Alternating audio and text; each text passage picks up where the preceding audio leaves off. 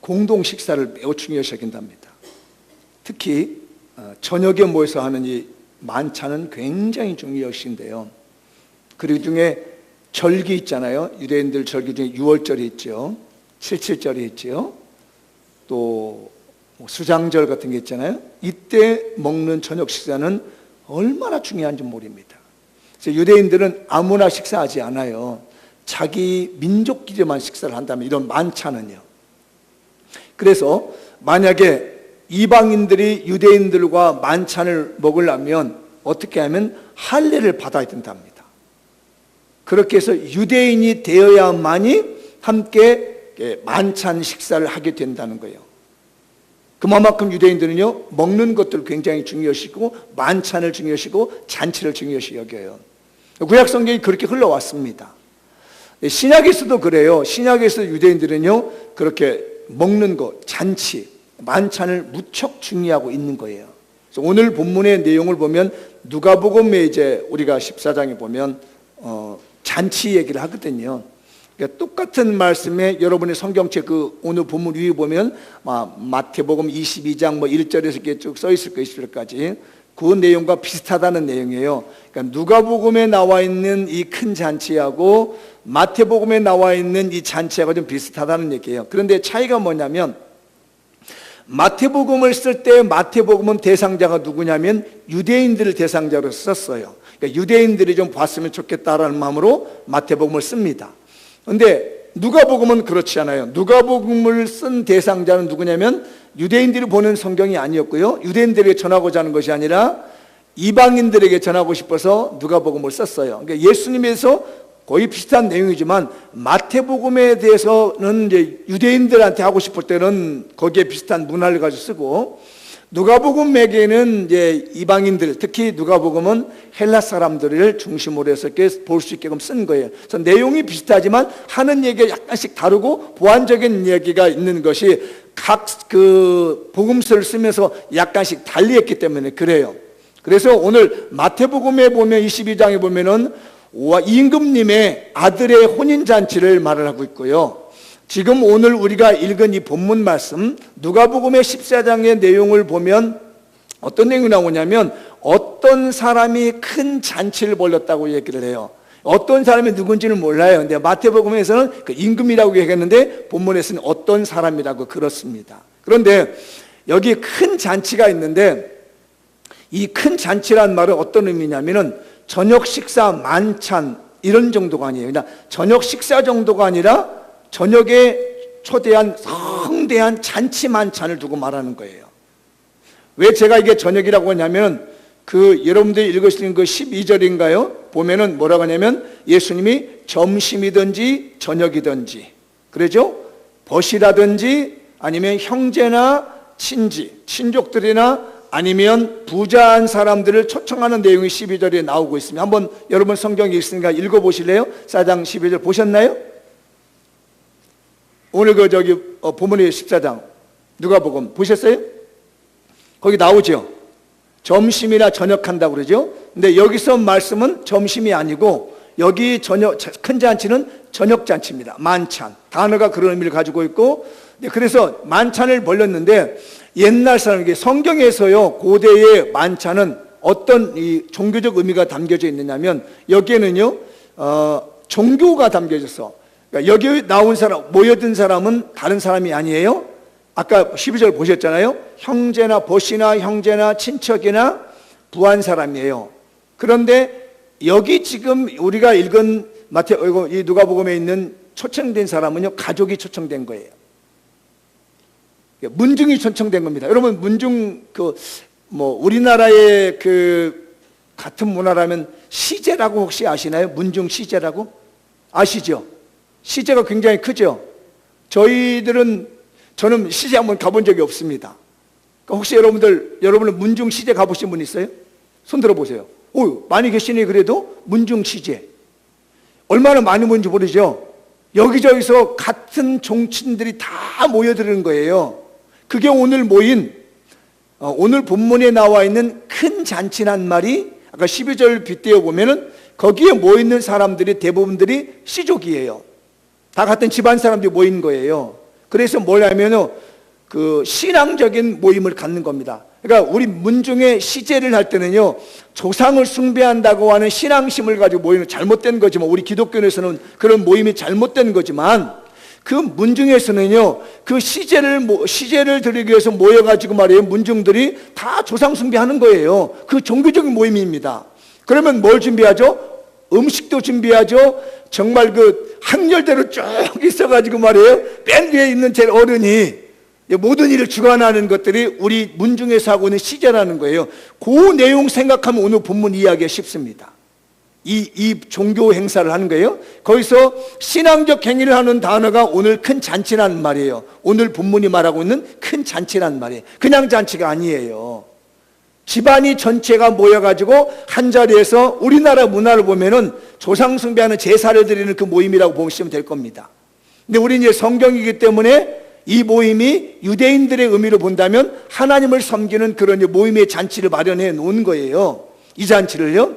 그런데 이 큰 잔치는 세 가지 의미를 담고 있습니다. 집안이 모여가지고, 문중들이 모여가지고 이 큰 잔치를 할 때는 적어도 세 가지 의미가 있는데 한번 읽어보도록 하죠. 첫 번째, 친족들과 시족들이 초대되어 신앙적인 친교를 갖는데 이 잔치라는 말을 씁니다. 이 잔치라는 본문의 단어는 모든 문중들이 모여가지고 신앙적으로 교제를 나누는 거예요. 하나님을 섬기는 신앙으로 모이기 위해서 이 잔치를 모인 겁니다. 그러니까 어떤 사람은 누구냐면 그래도 그 집안에서 영향력이 있는 어떤 사람인 거예요. 그 집안에 또 어떤 힘이 있는 가장 어른 정도 되는 사람이 초청을 한 겁니다. 저녁 시간 만들고 성대한 문중잔치를 만들어 놓고 오라고 한 거예요. 그래서 우리가 여기서 신앙적으로 교제를 나눠보자, 이런 의미로 잔치를 만들고요. 그 다음에 두 번째로 보면요, 읽어보죠. 전통적으로 가문이 섬기는 하나님과 그들 가문과의 연합을 시킨다. 여러분 그거 아시죠? 우리나라 문중의 이 시제가요, 조상신과 이 후손들과요 연결하는, 연합하는 작업을 하는 게 문중 시제예요. 무서운 일이거든요. 그러니까 조상신 귀신하고요 현재 살고 있는 사람들과 연결을 해주는 게 문중 시제라는 말이에요. 그런데 이 문화가 우리나라만 있었던 것이 아니라 유대인들이나 서양에도, 서구에 이 그리스라고 하는 헬라에도 그런 문화가 있어요. 이 단어가 그 단어예요. 큰 잔치란 잔치 단어가 그게 담겨져 있는 거예요. 그래가지고요, 하나님과 현재 살아있는 이 형제들과 서로 연합하게 하는 잔치가 이 잔치였습니다. 세 번째, 시작. 하나님의 능력을 이 공동 식사를 통하여 각각의 사람에게 할당한다. 여러분 문중 시제가 그건 거 아시죠? 귀신이 그 사람에게 복 주기를 원하고 있어서 다 제사밥 만들어 놓는 거예요. 옛날에 여기 예수 안 믿기 전에 했던 분들 다 그런 거잖아요. 조상에게 덕을 받아서 조상이 복을 줘서 살아간다고 하는 귀신 섬기는 게 문중 시제의 그런 근원인 거예요. 근데 똑같이 이 본문도요, 이 잔치가 뭐냐면 우리는 이 조상이라는 귀신을 섬겼는데 여기는 뭐냐면 하나님께서 그 집안에 모여서 그 예배를 드리고 하나님께 제사를 하면 하나님이 거기에 모인 사람에게 각 사람에게 밥을 먹을 때, 잔치를 할 때 그 사람에게 필요한 능력을 주시는 것이 이 큰 잔치였다는 사실이에요. 깨달아지시나요? 그게 오늘 예배라는 겁니다. 이 예배에 참석하면요, 우리 성도들과 하나가 될 뿐만 아니라 하나님과 나와의 하나 되는 시간이 예배 시간이고요, 하나님께서 예배드리는 사람들에게 각 사람에게 필요한 능력을 하나씩 부어주신다는 얘기예요. 그러니까 오늘 와서 예배를 드리고 가면 하나님이 한 사람 한 사람을 살펴준다는 얘기입니다. 그래서 하나로 연합돼가지고 너는 재물의 능력이 필요하구나, 너는 믿음의 능력이 필요하구나, 너는 지혜의 능력이 필요하구나, 각자의 필요한 능력들을 하나님께서 예배를 통해서 각자에게 부어주신다는 것이에요. 그게 바로 오늘 저와 여러분이 드리고 있는 예배 속에서 나타나는 하나님의 능력이며 축복인 줄 믿습니다. 그러니 오셨다가 그냥 가지 말고요, 하나님께서 주시는, 각자에게 주시는 능력을 받도록, 하나님께서 주시고자 하시는 각자의 은혜를 받도록 눈 크게 뜨고 마음을 크게 열고 심령을 준비해서 받아가실 수 있길 바랍니다. 그게 예배였던 거예요. 이런 좋은 잔치를 벌려놨는데 누가복음에서는 그래서 뭐라 하면 이것을 갖다가 저녁에 벌친 큰 잔치라고 얘기를 해요. 온 가문을 다 초청하고요, 전체 가문을 초청해가지고 잔치를 벌려놓은 것이 오늘 누가복음 말하는 잔치입니다. 여러분 갈까요, 안 갈까요? 가야죠. 근데 오늘 본문에 나와 있는 세 사람은 안 갔습니다. 분명히 이 자리 가야 되는데 이런 어마어마한 자리인데 안 간다는 거예요. 그래서 우리가 할 일이 있습니다. 핑계대는 어리석음을 빠지지 말아야 되고, 핑계대는 어리석음에 익숙하면 안 됩니다. 한번 크게 읽어보죠. 시작. 핑계대는 어리석음에 익숙하지 맙시다. 옆 사람에게 한번 권면해 주시죠. 세게 얘기해. 시작. 핑계대는 어리석음에 익숙하지 맙시다. 한 번 더 뒤에 분에게 시작. 핑계대는 어리석음에 익숙하지 맙시다. 사람들은 핑계를 참 잘 댑니다. 근데 핑계 잘 대면 능력 있는 줄 알아요. 얼마나 참 핑계를 잘하는지. 여러분도 어떤지 봐요. 순종을 더 잘하는지 핑계를 잘 대는지 한번 보세요. 여러분 뭐 좀 하세요. 뭐 이래서 안 되고 저래서 안 되고 이유가 다 맞아요. 핑계 대는데 얼마나 익숙해 있는지 몰라요. 제발 우리 장미영교회 성도들 핑계 대는데 익숙한 어리석음에 빠지지 마십시다. 아멘. 아멘을 좀 크게 하면 은혜도 돼요. 아멘. 네. 핑계 대는데 익숙하지 말아야 돼요. 근데 오늘 세 사람이 핑계를 댑니다. 첫 번째 사람은 뭐라고 핑계 댔어요? 이 잔치 가자고 그랬더니 나는 밭을 샀다. 읽어보죠. 18절 시작. 다 일치하게 사양하여 한 사람은 이르되 나는 밭을 샀음에 아무래도 나가오라 그랬더니 청컨대 나를 양해해라, 이해해달라고. 내가 밭을 샀거든. 근데 나 문주장치 못 갈 것 같아. 나 좀 이해해줘. 자, 보세요. 왜 이 사람이 이렇게 못 가겠다고 하는 것이 얘기를 하냐면 이해가 되더라고. 제가 이거 본문을 보다가요, 그러면 나도 안 가겠다.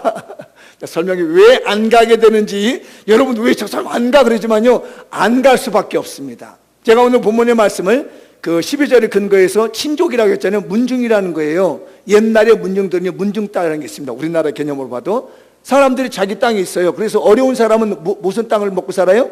자기 땅이 없는 사람은 문중이 그 땅을 먹고 살아요. 남의 땅 벌어먹는단 말이에요. 남의 땅을 벌어먹는데 어느 날 내가 돈을 잘 모았어. 열심히 노력을 했습니다. 그래가지고 돈을 벌어서 내가 밭을 샀어요. 여러분도 기억나시죠? 혹시 그런 분이 겁니다. 내가 지하에서 새빵 살다가 돈을 모아가지고 아파트 30평을 샀어.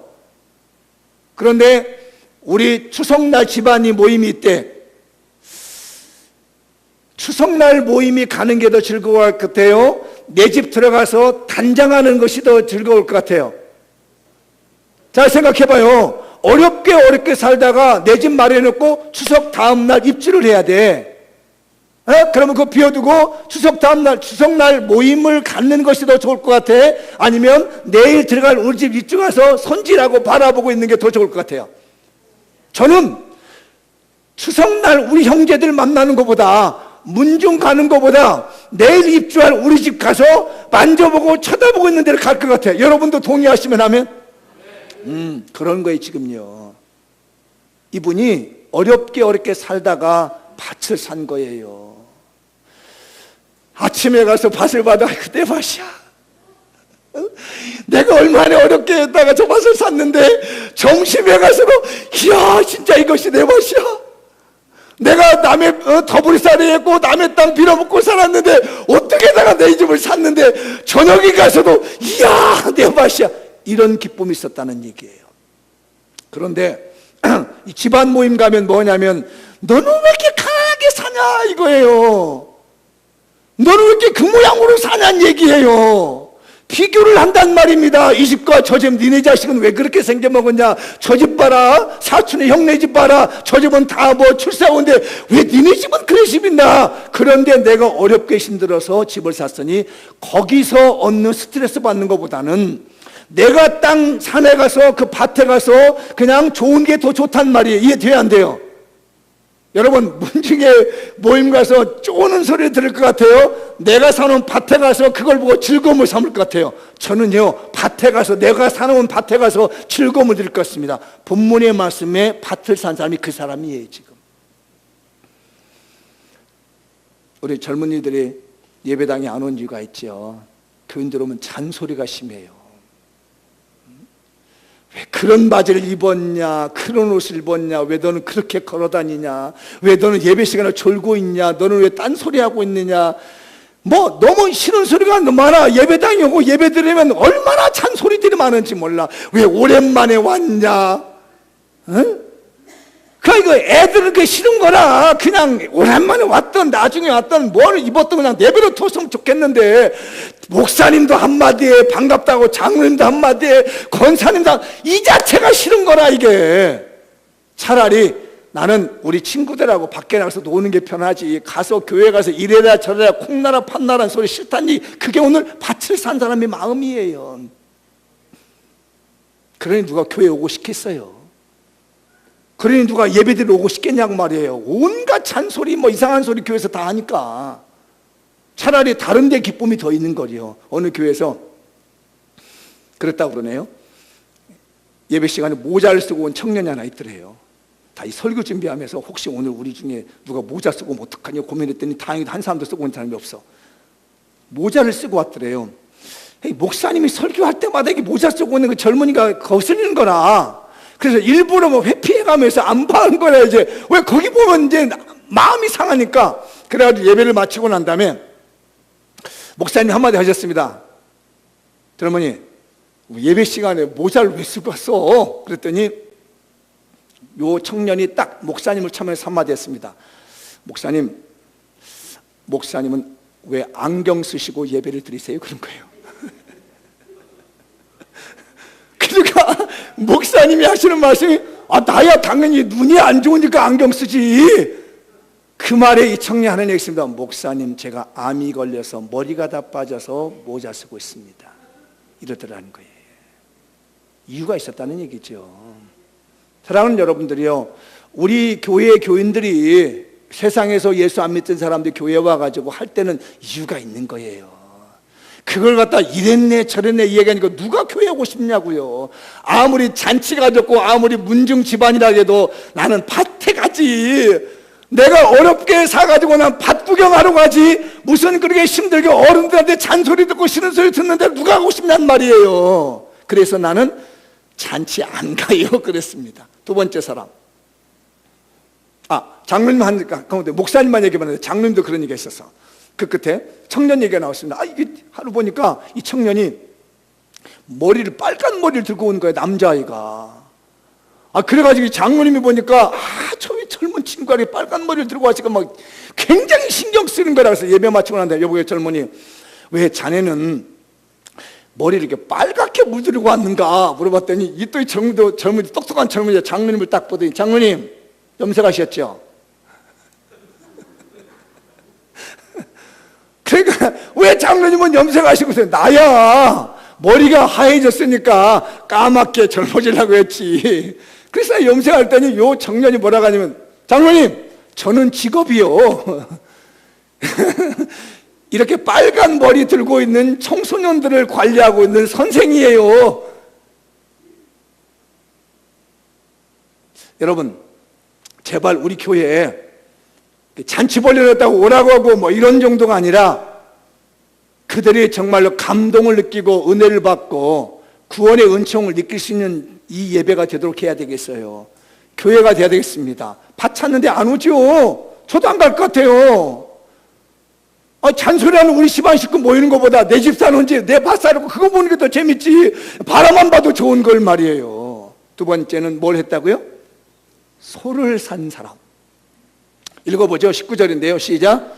또 한 사람은 이르되 나는 소 5겨리를 샀음에 시험하러 가니 청컨대 나를 양해하도록 하라 하고, 나를 좀 이해해달라는 얘기예요. 뭐 했기 때문에? 소를 5겨리 샀대요. 5겨리면 몇 마리인지 아세요? 10마리예요. 한 겨리가 2마리니까 10마리예요. 저도 어린 시절에 소를 키워본 경력이 있습니다. 저희 집은 그 가난해서 그런지 저희 선친께서 소를 키우고 싶은데 소를 살 만한 돈이 없었나 봐요. 그때 당시 제가 70년대, 74년도 되는 것 같습니다. 그런데 어느 날 소가 한 마리, 조그마한 송아지가 한 마리 들어왔어요, 저희 집에. 깜짝 놀라가지고 왜 이거 소가 우리 집에 왜 들어왔냐고 했더니 설명합니다. 야, 잘 키워라 이거 너. 이거 잘 키워야 돼. 그런 거. 왜냐 했더니 나중에 알고 보니까 뭐냐면 이게 우리 집에 산 게 아니야, 이게. 남의 집에서 이 송아지를 사서 준 거라 이거예요. 그래서 요 송아지를 어른 소 만들어 주면 그 집에서 저희 집에다가 그 송아지 한 마리를 사주는 거라 이게. 그래가지고 저를 보고 그때 초등학교 4학년이가 됐는데 너 이거 잘 키워라 그러는 거예요.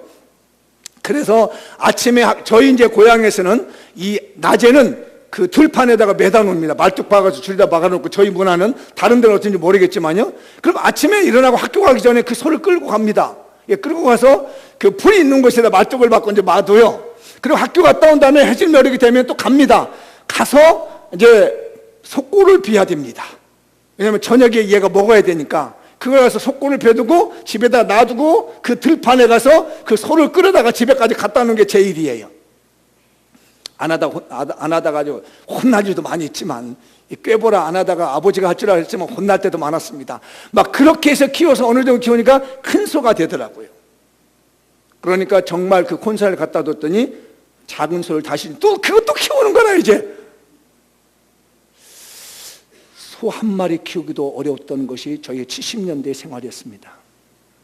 그런데 10마리를 키운다고요? 상상이 안 가는 얘기입니다. 혹시 여러분 부잣집에서 10마리 키워가지고 농사 지신 분 혹시 계시나요? 자기 집에서 소를 키워서 효림이 차장모님 효림이네 집에서 10마리 잘못한 것이? 그 순간 나 깜짝 놀라서 이래가지고 아니 우리 장로님 집안에서 소를 10마리 내가 보기에는 아무래도 10마리 키운 적이 없고 중장비 기업을 하셨던가 하는데 나는 딸 효림이가 10마리 키운 줄 알아서 할아버지가 10마리 키웠대. 상당히 부자입니다. 소 10마리면 어마어마한 부자인 거예요. 그런데 그걸 한꺼번에 살 수 있나요? 차장로님 어떻게 부친께서 한꺼번에 소 10마리 사신 거 보셨나요? 그렇진 않지요. 새끼 낳고 키워가지고 10마리지요. 근데 오늘 본문에 보면요 놀라운 10마리를 한꺼번에 샀습니다. 이게 뭔 얘기냐면요 이게 농사 짓는 사람 아니에요. 소를 판매하는 업자입니다. 그래서 마태복음 22장 그 5절인가 보면요 왕의 잔치에 이렇게 초청을 하는데 뭐라고 하냐면 두 번째 사람이 나는 사업하러 간다고 가요. 그 사업하러 간다는 사람과 오늘 말씀에 보면 여기 시험하러 간다고 그러잖아요.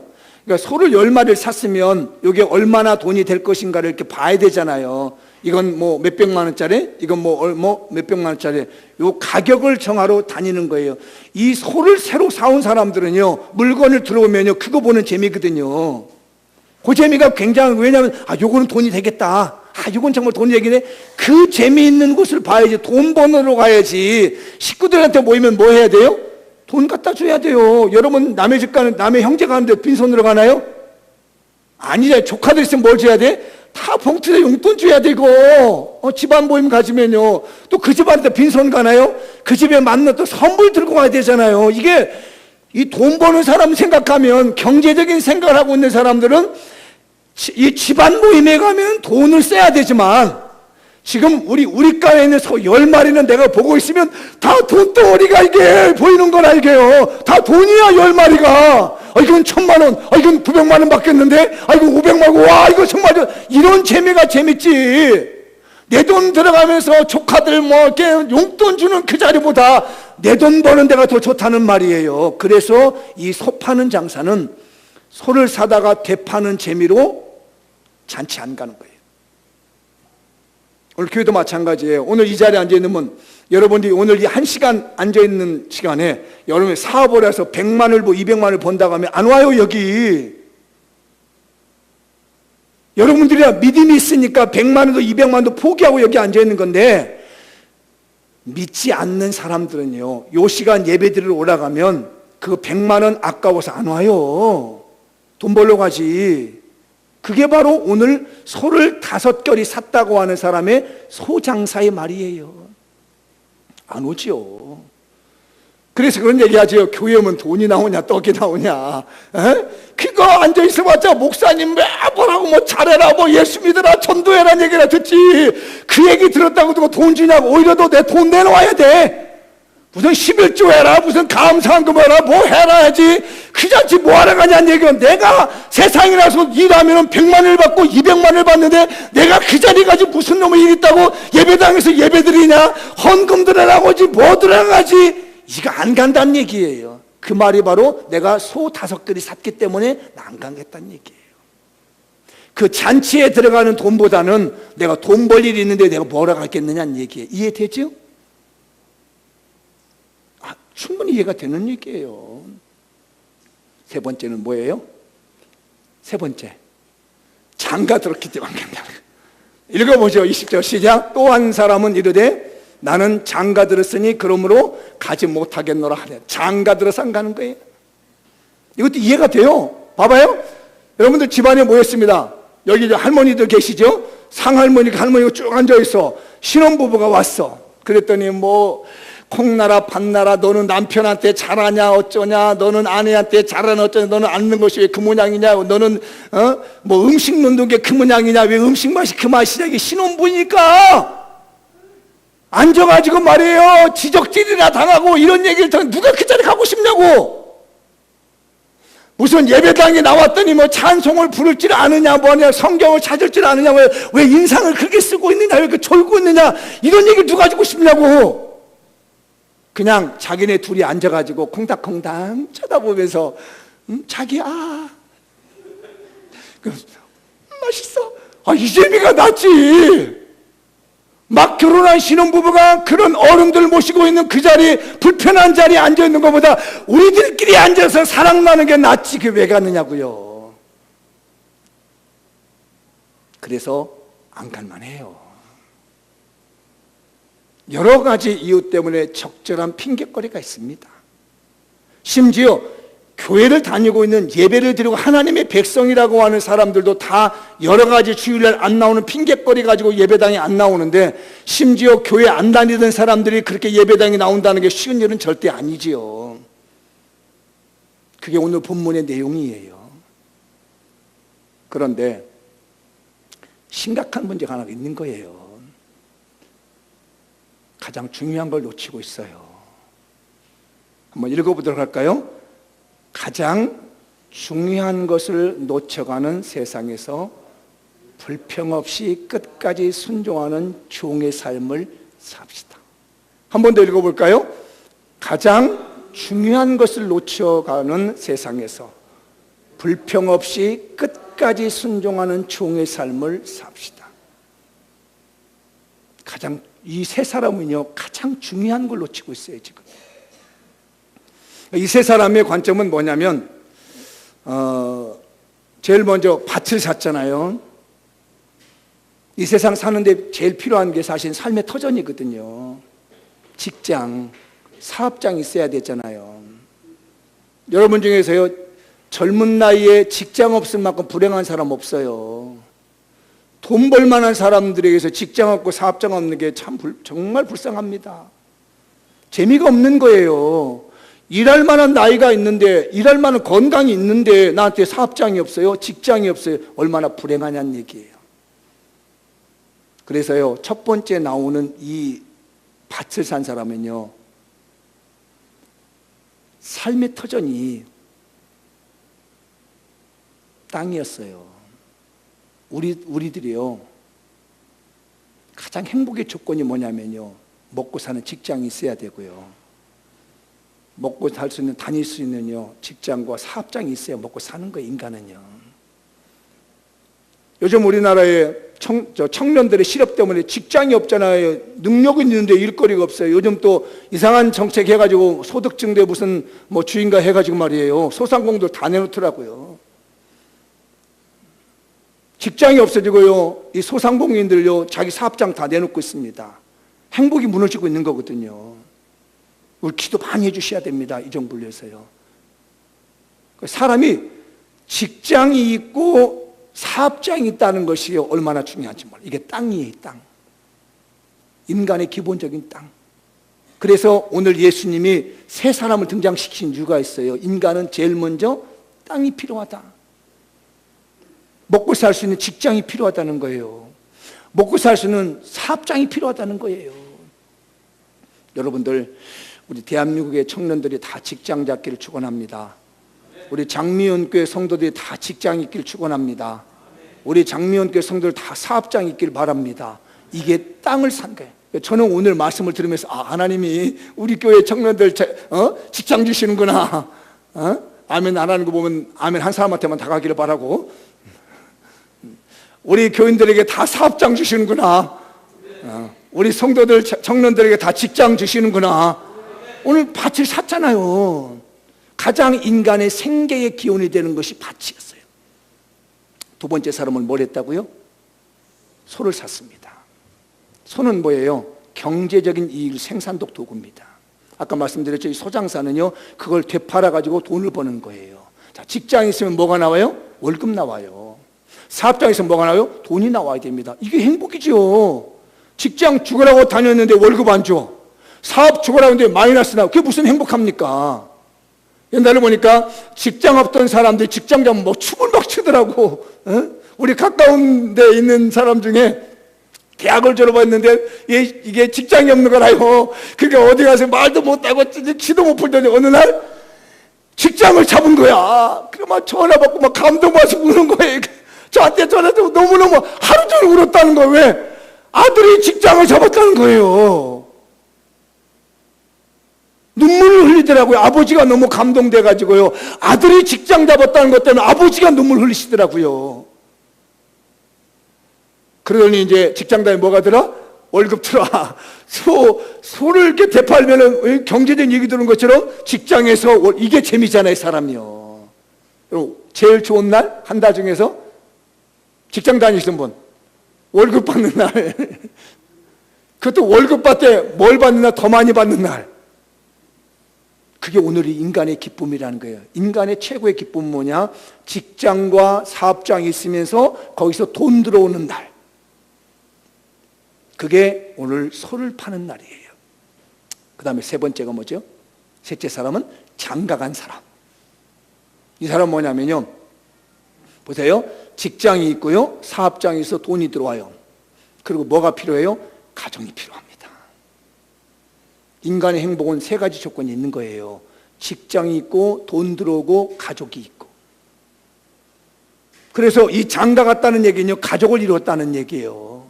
가정을 꾸몄다는 얘기거든요. 여러분, 돈 많이 벌어가지고 나 혼자서 무슨 재미로 살아요. 그러나 가족이 있다는 것은요, 내가 직장이 있고 사업장이 있고 돈을 벌고 가족이 있다는 것은요, 인간의 행복이 최고 행복하다는 얘기예요.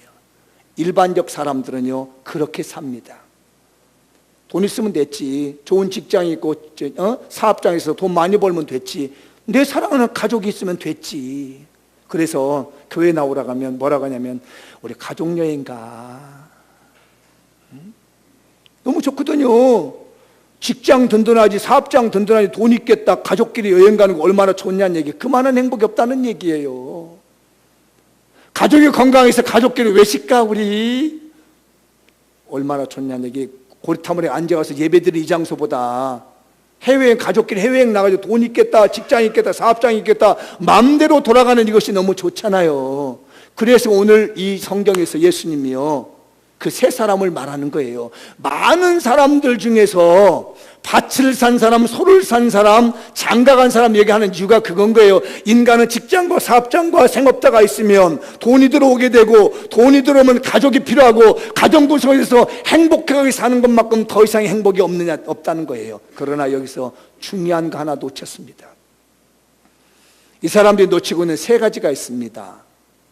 우리들이 놓치고 있는 세 가지가 있어요. 첫 번째 읽어보죠. 세속적인 기쁨으로 천국 만찬 연회의 기쁨을 가름할 수 없다. 잘 들으십시오, 여러분들. 여러분이요, 직장 좋고 사업장 좋고요, 돈 많이 들고 가족 행복하다고 그랬어요. 천국에서 얻는 기쁨은 절대로 가늠할 수 없습니다. 그걸 되바꿀 수 없는 거예요. 가족 친지가 모였다는 것은요, 이 큰 잔치는 뭘 말하냐면요, 천국에서 온 하나님의 백성이 모여서 천국 잔치를 벌인다는 거거든요. 거기서 느끼는 기쁨을 우리가 세상적인 그런 것 가지고 절대로 대체할 수 없다는 걸 놓치고 있는 거예요. 여러분, 아무리 좋아도요, 아무리 많이 가져도요, 천국에 비하면 아무것도 아닌 거예요.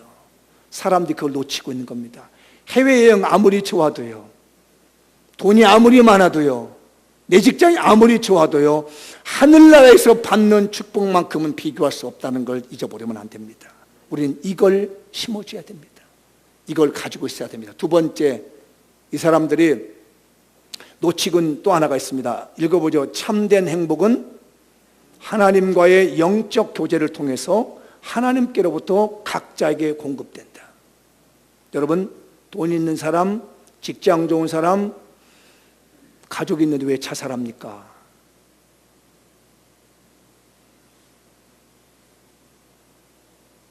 하나님과 영적 교제를 통해서 하나님께서 각자에게 부어주시는 공급해 주신 은혜와 축복이 없는 거예요. 이걸 놓치고 있는 겁니다. 세상에 많은 사람들이 이걸 놓치고 있는 거예요. 하나님의 형상으로 지음을 받았기 때문에 우리는 하나님에게 공급받는 게 있거든요. 하나님과의 관계를 통해서, 하나님과의 영적인 교제를 통해서 하나님이 각 사람에게 부어주시는 이 뭔가가 있다는 얘기예요. 이거 놓치면 안 된다는 얘기입니다. 세 번째 있습니다.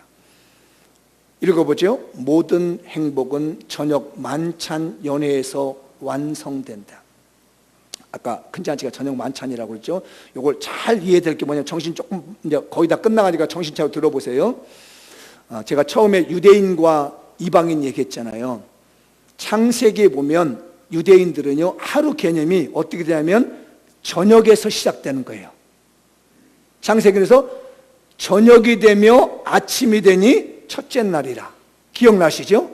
유대인들의 생각은요, 저녁이 하루를 시작하는 거예요. 그래서 이스라엘에 가면요, 금요일 날 저녁에 안식일이 시작돼가지고 토요일 날 저녁에 안식일이 끝나요. 유대인들은 저녁을 하루로 시작하는 거예요. 그런데 우리들 이방인이나 그때 당시 헬라인들은, 이방인은 하루를 언제 시작해요? 아침부터 시작한다는 얘기예요. 아침에 시작해서 하루 끝이 어디예요? 저녁에 끝나는 거예요. 그런데 유대인들은 저녁에 시작해서 아침에 하루가 끝나는 거예요. 이게 무슨 얘기냐면, 요 저녁 만찬이 주는 의미입니다. 우리의 개념으로 보면 우리가 태어나는 건 아침인 거예요. 하루 종일 살다가 우리는 저녁을 맞이한다는 건 죽음을 말하는 겁니다. 저녁의 만찬을 맞이하는 것은, 우리 인생은 태어나서 하루를 인생을 살다가 저녁이 되면 죽어요. 그럼 우리가 뭘 해요? 죽은 날? 죽은 날 왜 장례식 하잖아요. 장례식 음식 쫙 깔잖아요. 그 다음에 유대인들의 사고로 보면은 죽은 다음에 저녁이 되며 아침이 되며 하루가 시작되는 것은, 우리의 인생이 살아있는 인생을 아침으로 시작하다가 저녁에 죽으면 끝나버린 게 아니라는 얘기예요. 그 끝나는 순간에 잔치가 벌어지며 그 끝나는 순간이 곧 시작이라는 얘기입니다. 뭐가 시작돼요? 새로운 왕국, 천국, 하나님의 복된 나라가 우리가 죽음으로부터 시작된다는 얘기예요.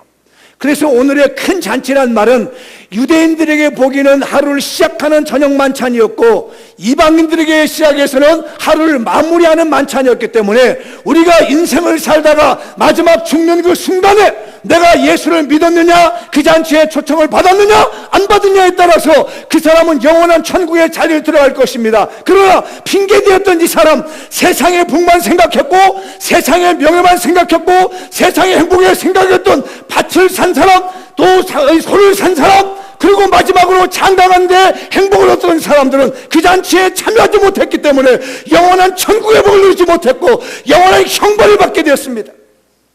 그래서 오늘 본문의 말씀에 말씀합니다. 종들이 말합니다. 안 오는데요? 그래, 내버려 둬. 길거리 다니면서 가난한 사람, 몸 아픈 사람 다 갖다 끌어놔라 이겁니다. 차라리 그 사람이 낫다는 얘기예요. 인간의 행복을 찾기 위해서 돈 벌러 다니는 사람, 인간의 행복을 찾기 위해서 가정주의로 살아가는 사람, 인간의 행복을 찾기 위해서 땅을 사는 사람, 이런 사람들보다 차라리 나는 아무것도 아니라는 거, 나는 보잘것없다고 하는 그 사람들을 불러다가 이 잔치에 참여해가지고 이 잔치에 참여하도록 해라. 그 일을 끝까지 수행한 사람이 있습니다. 종이었습니다. 주인이 한 번 보내면 또 갔습니다. 두 번 보내면 또 갔습니다. 세 번 갔으면 또 보냈습니다. 계속해서 종은 군소리하지 아니하고 핑계대지 아니하고 알겠습니다 주인님 가서 얘기하죠. 알겠습니다 주인님 가서 얘기하죠. 이렇게 종의 열정을 가지면서 이 주인이 말합니다. 강권하에다가 내 집을 채우라고 얘기합니다.